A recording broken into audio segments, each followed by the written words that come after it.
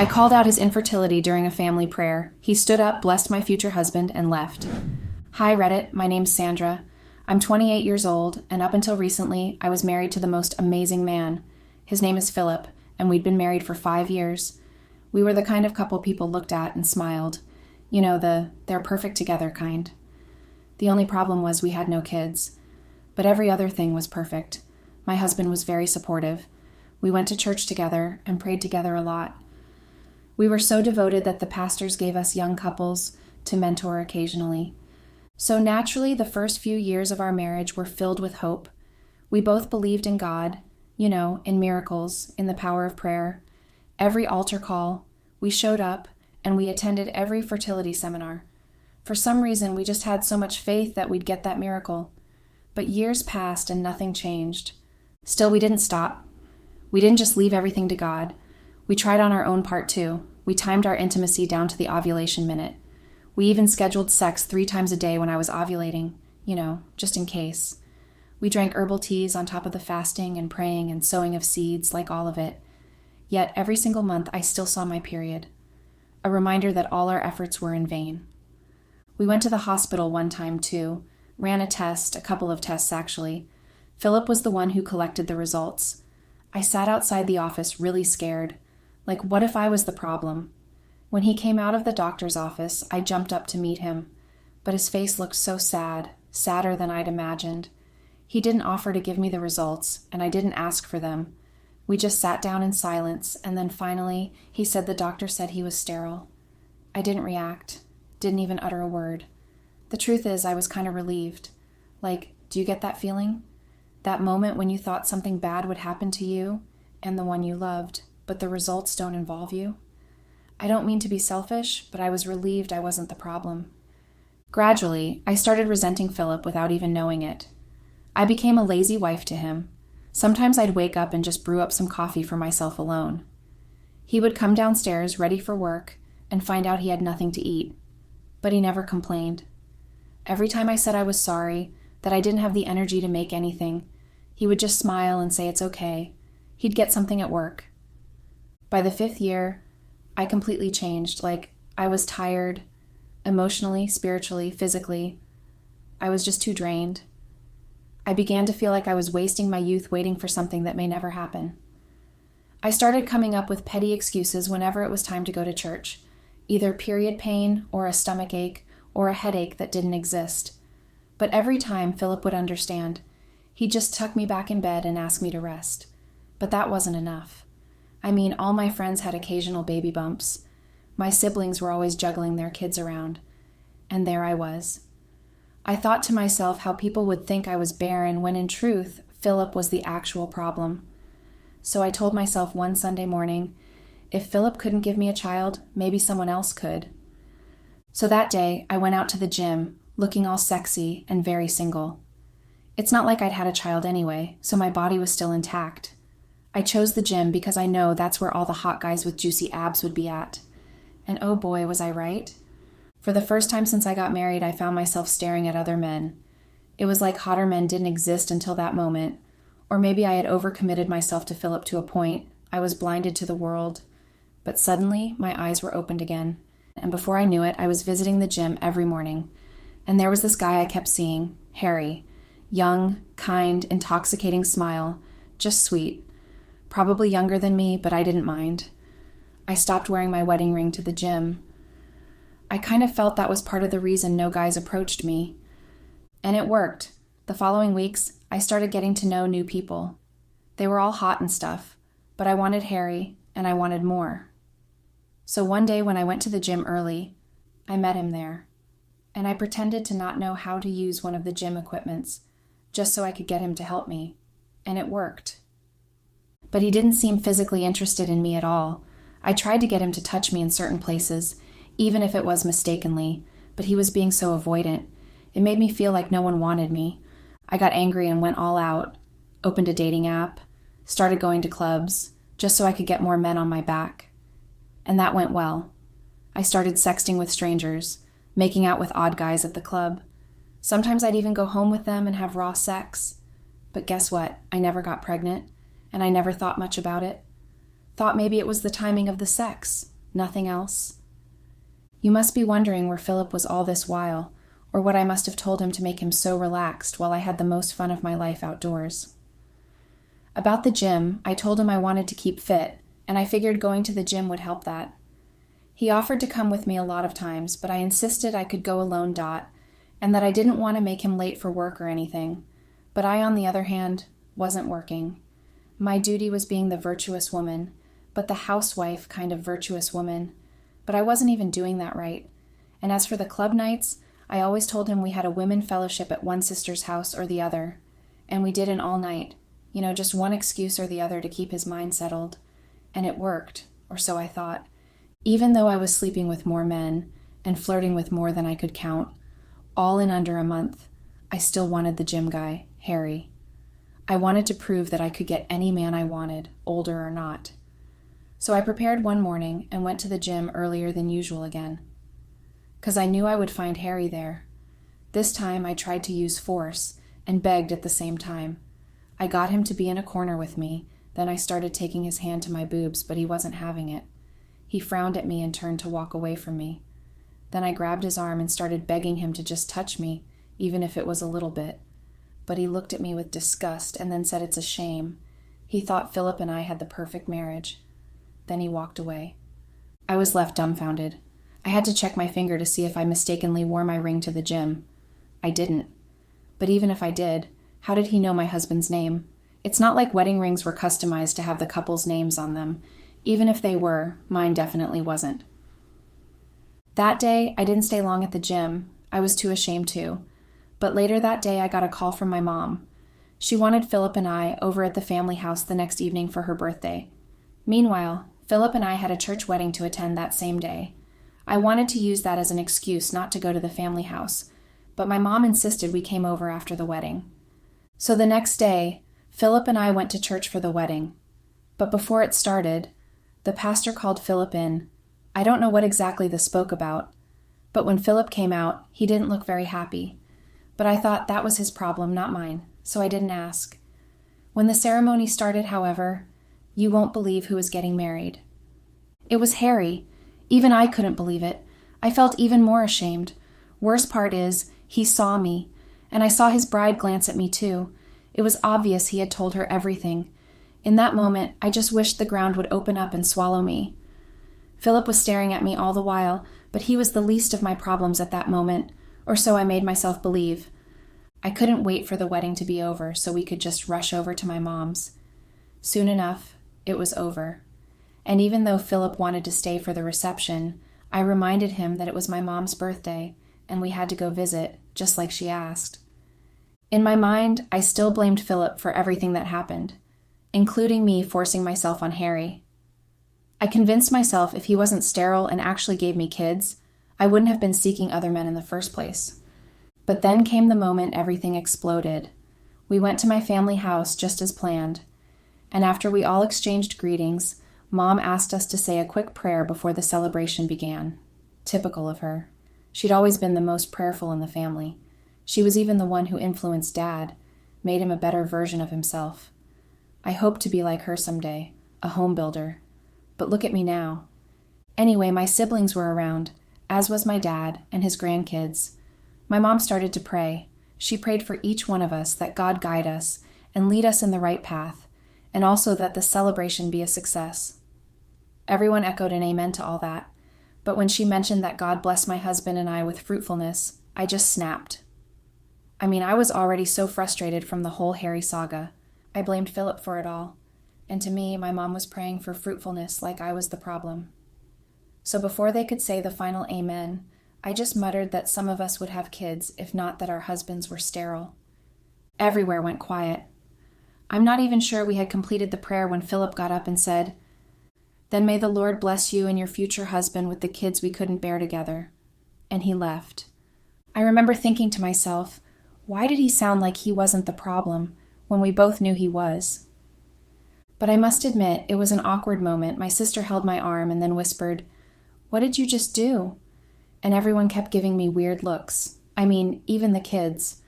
But my mom quickly diverted the conversation and said that she had prepared so much food and drinks for everyone Then she asked my siblings to take their kids to eat some.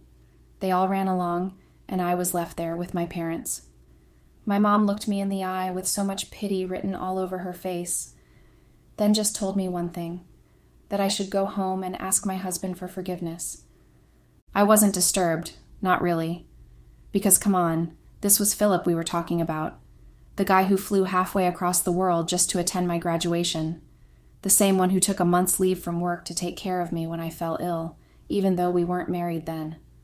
The same Philip who forgave me for yelling at him during an argument and still brought me breakfast in bed the next day.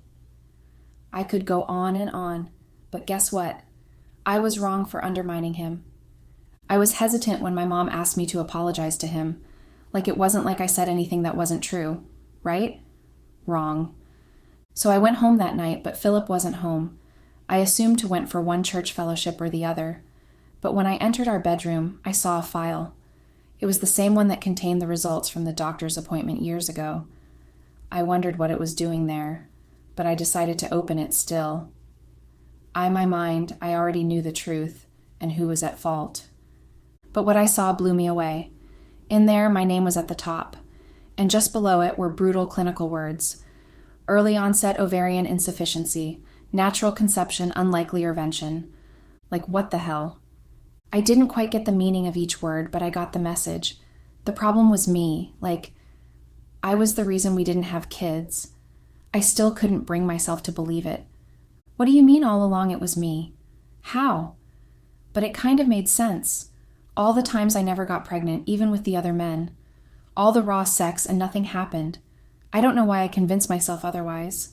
Probably because he assured me I wasn't the problem. And the worst part was he knew, like Philip knew, yet he took responsibility for it. And I had just embarrassed him in front of the whole family earlier that night. I felt so stupid. I tried calling him, not once, not twice, but he didn't pick up. He just let it ring. So I sat on the edge of the bed and stared at the wall for hours. I didn't bother to eat anything. I wasn't hungry. I just wanted my man back home. My phone rang eventually, and I rushed to answer it. I hoped it was Philip, but it was just my mom. She asked where I was, and her voice sounded urgent. She said Philip had called her and told her everything. She didn't say what everything was, but I didn't bother to ask. I was too drained to. But I hoped he only knew a little bit. At least everything but the thing with Harry. But surprise, I was so wrong again. That night, I don't know why, but I kept watching the door, hoping Philip would change his mind. That he'd walk back in and say it was a test, a lesson or something. That he still wanted to fight for us, but he never did. The next morning, I got a call. It was Pastor Evans from church, said it was urgent. I rushed to his office because I knew whatever it was, it had to do with Philip. But when I got there, Philip was already seated. He didn't even spare me a glance as I arrived. Pastor Evans just raised his head from what he was doing and asked me to take a seat. When I did, he asked me to tell him the truth about what was going on between Philip and I, but I told him it was nothing. That we just had a minor argument at my mom's and he refused to come home afterwards, and that he wouldn't take my calls either. Long story cut short, I turned the whole thing against Philip. I even started weeping as I begged our pastor to tell Philip to come home to me and stop being immature. All the while, Philip didn't say a word, but then Pastor Evans took off his glasses as if to take a better look at me. And that's when he asked Philip to show me the pictures he showed to him earlier. Then Philip brought out an envelope and handed it to me. I opened it only to find pictures of me and Harry, and almost every other guy I had done shitty things with. I was confused, like how? That's when Pastor Evans told me everything. Harry had always been a youth at the church. I don't know why I never noticed him. But he knew Philip and I. Who didn't? We used to be the power couple. So when he saw me at the gym making advances at men, he was appalled. He brought the concern to Philip, but Philip didn't want to believe it. So he convinced Philip to hire someone to watch me, and he did. But the final straw was when I tried to force myself on Harry. That evening, he told his wife to be everything, and she suggested they went to Pastor Evans and let him know.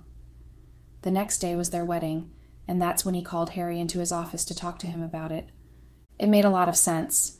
I still remember the disgust on Harry's face, and Philip's face when he came out of the pastor's office that wedding day. My life was officially ruined. Then Philip told the pastor he wanted a divorce. Suddenly, and felt like the room was too small, I could barely breathe. I was literally gasping for air, and before I knew what was happening, I blacked out. I woke up later to find myself in my mom's house. When she saw my eyes open, she just hugged me, barely said a word. But the first thing I asked was where my husband was. She just started weeping and handed me a letter. I won't spill the contents here, but the message was quite clear. He didn't want anything to do with me, and he asked me to lose his number because either way I couldn't get to him. He had changed it, and he had already filed for a divorce for obvious reasons. He even had evidence. I didn't know what to do. I just leaned in my mom's arms and cried my eyeballs out. It was officially over, and I knew it. Back at the family house, I stayed in my old room. The walls still had posters of R&B artists I no longer listened to. I curled up in my bed, dusk till dawn. I refused to eat. I got really slim. I barely even left the room. My mom would bring sisters from the church to pray with me, but I shut them all out, all for a week. I still can't bring myself to do anything. That's why I'm here. I really don't want to talk to anyone. Prefer to just pour it all out to people who would never know me. But sincerely, I don't know what to do. I'm even scared of trying anything. I mean, the last time I tried something new, it ruined my entire life. The marriage I had built for half a decade. Thanks for listening, guys. It took me a week to write this, but I'm glad I did. I think now I can finally leave my room again. And if any of you have any tips on stuff I should try out, please leave them in the comments. Thanks again for listening. Edit. Wow, I didn't expect this post to blow up this much. Thanks for all your support. I've read every DM, every comment, the kind, the cruel, the brutally honest. And I want to say thank you. Some of you didn't fail to mention that I'm the villain in this story. And you're probably right. But I'm also human. A broken and confused one at that. Anyway, this is probably my last update. After last time, I decided I would at least try to get Philip back. I convinced myself there was no harm in trying. So I tried everything. I even went to his workplace, but security said he had taken a leave of absence. His friends wouldn't tell me where he was. One even looked at me with such contempt, I didn't need to ask again. Eventually I stopped trying, and I started therapy. My mom insisted on it. At first I resisted, thinking I could pray my way through the guilt. And yes, I started welcoming the sisters who came to pray with me. But therapy helped too. It was slow, but it helped me confront my own selfishness, my immaturity, my refusal to face reality. Now I know all I did wrong. Philip lied to protect me, but I used that as an excuse to hurt and betray him. I began journaling everything. My therapist said that would help. Every regret, every what if, just every moment I wish I could take back. One day, my therapist asked me a simple question that broke me. If you had found out first that Philip was the infertile one, would you have protected Philip the way he protected you? I couldn't answer.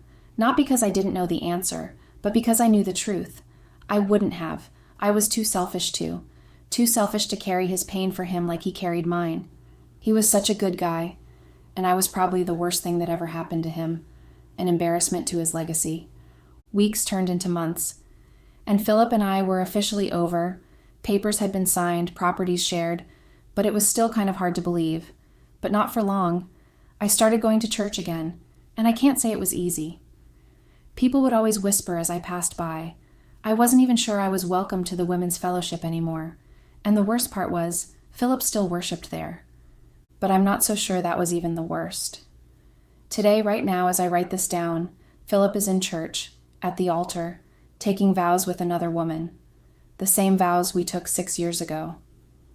I'm not missing the wedding because I hate him, or the lucky woman. I'm just too ashamed, that's all.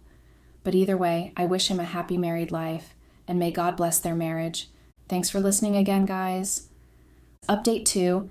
I know I said I wasn't dropping any more updates, but this is really the last, and I'm going to make it really brief. I just wanted to say it's just been a few months since Philip remarried. And last week when I went to church, I saw his new wife with a big baby bump.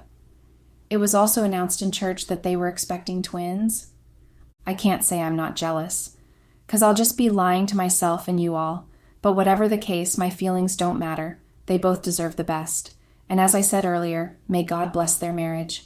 Bye, guys, and thanks for reading till the end.